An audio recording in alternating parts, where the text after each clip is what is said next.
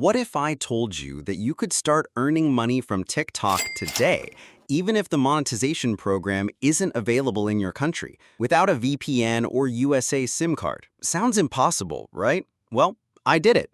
And in this video, I'm going to show you exactly how I joined the TikTok beta program and how you can do it too, step by step with no shortcuts. First, delete the TikTok app from your phone completely, or use an app cloner if you want to keep your main account safe. This gives you a clean setup and avoids conflicts with your existing data. Reinstall TikTok, and when you open it, it will appear like your very first time.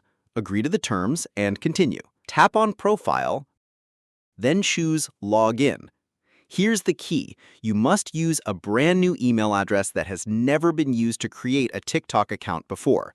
Tap Sign Up, and now we get to the most important step, setting your account location. You need to change the country your account is based in to one where TikTok beta is supported, like France, the US, or the UK. To change your country, click here, and here we will choose the country. I will choose France because it is better for me. After that, we sign up using our email and make sure this is the first time you use this email on TikTok. Then enter your birth date and make sure you are over 18 years old. Pick a username, finish the setup, and your new account is ready.